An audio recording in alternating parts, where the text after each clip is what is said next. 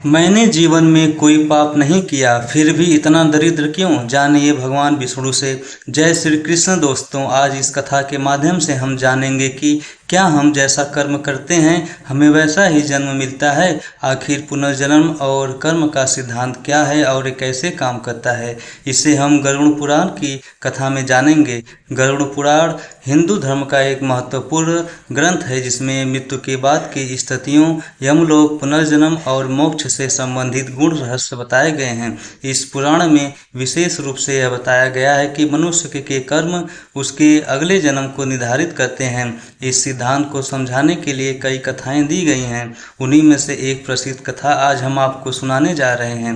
राजा पुण्यसेन और गरीब ब्राह्मण विद्याधर की कथा। दोस्तों, तो चलिए इस कथा को शुरू करते हैं। प्राचीन काल में पुण्यसेन नामक एक राजा हुआ करता था। वह बहुत ही धर्मपरायण, न्यायप्रिय और उदार था। उसकी प्रजा सुखी और संपन्न थी। पुण्यसेन प्रतिदिन यज्ञ करता, गरीबों को दान देता और साधु संतों की सेवा करता। उसके राज्य में कहीं भी अन्याय नहीं होता था। लेकिन जैसे जैसे समय बीता, पुण्यसेन में धीरे धीरे अहंकार आने लगा। उसे यह विश्वास हो गया कि संसार में उससे बड़ा दानी और धर्मात्मा कोई नहीं है। यदि कोई भिक्षुक उसके द्वार पर आता और वह दान देता तो उसकी अपेक्षा होती कि भिक्षुक उसे झुककर धन्यवाद दे। यदि कोई उसकी प्रशंसा नहीं करता तो उसे क्रोध आ जाता। इस प्रकार पुण्यसेन के भीतर दान और धर्म का भाव तो था, लेकिन उसके साथ अहंकार भी जुड़ गया था। उसी राज्य में एक गरीब ब्राह्मण रहता था जिसका नाम विद्याधर था। वह अत्यंत दरिद्र था और जीवन यापन के लिए भिक्षा मांगता था। कभी कभी उसे 2 समय का भोजन भी नहीं मिल पाता था। वह सोचता था कि उसने ऐसा कौन सा पाप किया है जिससे उसे यह दुर्दशा झेलनी पड़ रही है। विद्याधर ने कई वर्षों तक भगवान की उपासना की, लेकिन उसकी दरिद्रता दूर नहीं हुई। एक दिन उसने निश्चय किया कि वह घोर तपस्या करेगा और भगवान विष्णु से इस प्रश्न का उत्तर प्राप्त करेगा कि आखिर उसे इतना कष्ट क्यों मिल रहा है। विद्याधर ने कठोर तपस्या शुरू की। कई वर्षों के बाद भगवान विष्णु उसकी भक्ति से प्रसन्न होकर प्रकट हुए और बोले, वत्स, मैं तुम्हारी भक्ति से प्रसन्न हूँ, बताओ क्या इच्छा है। विद्याधर ने करबद्ध होकर पूछा, प्रभु, मैंने जीवन भर कोई पाप नहीं किया, फिर भी मैं इतना दरिद्र क्यों हूँ? मुझे इस जन्म में इतना कष्ट क्यों मिला? भगवान विष्णु मुस्कुराए और बोले, विद्याधर, तुम्हारे कष्टों का कारण तुम्हारे पिछले जन्म के कर्म हैं। भगवान विष्णु ने कहा, पिछले जन्म में तुम एक धनवान व्यापारी थे। तुम्हारे पास अपार धन संपत्ति थी, लेकिन तुमने कभी किसी गरीब की मदद नहीं की। तुमने अपने धन का उपयोग केवल अपने सुख और विलासिता के लिए किया। जब कोई भिक्षुक तुम्हारे द्वार पर आता तो तुम उसका अपमान कर उसे भगा देते थे। दान देने के नाम पर तुमने कभी एक मुट्ठी अन्न भी किसी को नहीं दिया। तुम्हारे इन कर्मों के कारण तुम्हें इस जन्म में दरिद्रता का कष्ट सहना पड़ रहा है। विद्याधर यह सुनकर चकित रह गया और बोला, प्रभु, क्या मैं अपने अगले जन्म को सुधार सकता हूँ? भगवान विष्णु बोले, हाँ, जो व्यक्ति अपने कर्मों को सुधारता है वह अपने अगले जन्म को भी सुधार सकता है। यदि तुम इस जीवन में अच्छे कर्म करोगे, दान पुण्य करोगे और दूसरों की सेवा करोगे तो तुम्हारा अगला जन्म उत्तम होगा। भगवान विष्णु के उपदेश के बाद विद्याधर ने अपने जीवन को बदलने का संकल्प लिया। वह गरीब होते हुए भी जो भी उसे मिलता उसमें से थोड़ा हिस्सा दान करता, सत्संग में जाता और धर्म के मार्ग पर चलने लगा। उसने निश्चय कर लिया कि अब वह केवल अपने लिए नहीं बल्कि दूसरों के लिए भी जिएगा। जब विद्याधर की मृत्यु हुई तो यमराज ने उसके कर्मों का लेखा जोखा देखा और उसे स्वर्ग भेज दिया।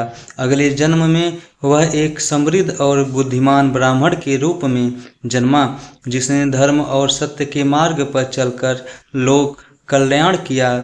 इधर जब राजा पुण्यसेन की मृत्यु हुई तो यमराज ने उसके कर्मों का लेखा जोखा किया। पुण्यसेन ने जीवन भर धर्म और दान पुण्य किया था, लेकिन उसके भीतर अहंकार भी आ गया था। यमराज बोले, राजन, तुम्हारे पुण्य कर्मों के कारण तुम्हें मनुष्य योनि प्राप्त होगी, लेकिन तुम्हारे अहंकार के कारण तुम्हें एक साधारण किसान के रूप में जन्म लेना होगा ताकि तुम नम्रता और सच्चे धर्म को सीख सको। पुण्यसेन को इस निर्णय से दुख हुआ, लेकिन उसे अपने अहंकार का एहसास हुआ। अगले जन्म में वह एक किसान के रूप में पैदा हुआ और कठिन परिश्रम करते हुए नम्रता और करुणा का महत्व समझा। हमारा वर्तमान जीवन हमारे पिछले कर्मों का परिणाम है और हमारे वर्तमान कर्म ही हमारे भविष्य के जन्म को निर्धारित करेंगे। करुण पुराण में कहा गया है, यथा कर्मा तथा गति, अर्थात जैसा कर्म होगा वैसी गति प्राप्ति होगी। अहंकार से बचें। पुण्य करने के बावजूद अहंकार विनाश का कारण बन सकता है। दान पुण्य करें, लेकिन निस्वार्थ भाव से करें, अहंकार के साथ नहीं। पुनर्जन्म सत्य है, जैसा जीवन जिएंगे वैसा ही अगला जन्म प्राप्त होगा। कर्मों पर ध्यान दें। अच्छे कर्मों से जीवन को सुधारा जा सकता है, इसलिए हमें अपने कर्मों पर ध्यान देना चाहिए और सच्चे मन से दूसरों की सहायता करनी चाहिए ताकि हमारा अगला जन्म श्रेष्ठ और सुखद हो।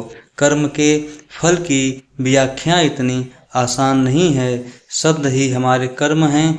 हम जो काम करते हैं वो तो हमारे कर्म होते ही हैं, लेकिन हमारी किसी के प्रति जो भावनाएं हैं वही हमारे कर्म हैं। हमारे विचार ही हमारे कर्म हैं। अगर आपने अपने विचारों पर नियंत्रण करना सीख लिया तब आप एक महान संत बन जाते हैं। जब आप अच्छा सोचते हैं तो आपके साथ अच्छा ही होता है और वो होता ही रहेगा। इसलिए दोस्तों, किसी के भी बुरे कर्मों की आलोचना नहीं करनी चाहिए। गरुड़ पुराण के अनुसार मनुष्य अपने कर्मों के अनुसार या तो स्वर्ग में जाता है या फिर नरक में। नरक के बारे में गरुड़ पुराण में लिखा है कि नरक 36 प्रकार के होते हैं, जिनके अंदर पापी मनुष्य की आत्मा को हर तरह की यातनाएं मिलती हैं। इन 36 प्रकार के नरकों में से 10 मुख्य नरकों के बारे में गरुड़ पुराण में लिखा है। तो दोस्तों, इन कहानियों से हमें यही पता चलता है कि हम जो भी कर्म करते हैं, चाहे वो सही हो या गलत, हमें उनका फल एक दिन भोगना ही पड़ता है। जिंदगी अगर हंसाए तो समझ लीजिए कि अच्छे कर्मों का फल मिल रहा है, और अगर जिंदगी रुलाए तो समझ लीजिए यह भी आपके कोई बुरे कर्मों का फल मिल रहा है। कर्म तो हम सभी करते हैं। अच्छे कर्म करेंगे तो अच्छा फल मिलेगा, और अगर अच्छे कर्म नहीं करेंगे तो बुरा फल मिलेगा। ये जो कर्म हम करते हैं, अच्छे या बुरे, ये हमें कभी छोड़ते नहीं हैं। हमें इनका फल आज नहीं तो कल जरूर मिलना होता है। लेकिन कई बार जब हमें बहुत दुख मिल रहे होते हैं तब हम बोलते हैं कि हमने तो कोई बुरा कर्म नहीं किया, हमने तो किसी का कभी बुरा किया ही नहीं, फिर हमें क्यों इतने दुख मिल रहे हैं। लेकिन दोस्तों, हमने कर्म किए जरूर होते हैं। अगर इस जन्म में नहीं किए तो पिछले जन्म में किए होंगे, और पुराने जन्म का तो हमें याद नहीं होता ना, क्योंकि हम इंसानों से तो चालाकियाँ कर सकते हैं लेकिन उस भगवान से नहीं। कर्मों का सिद्धांत बड़ा ही सरल है, जैसा आप किसी को दोगे वैसा ही आपको वापस मिलेगा। जय कृष्ण। दोस्तों, आपने आज के इस वीडियो से क्या सीखा, और दोस्तों आपको ये कहानी कैसी लगी कृपया कमेंट करके ज़रूर बताएं। वीडियो पसंद आया हो तो लाइक करें और अपने दोस्तों के साथ शेयर करें। हमें कमेंट बॉक्स में जय श्री कृष्ण लिखना ना भूलें, और ऐसा ही और बहुत सारी कहानी। चैनल को सब्सक्राइब जरूर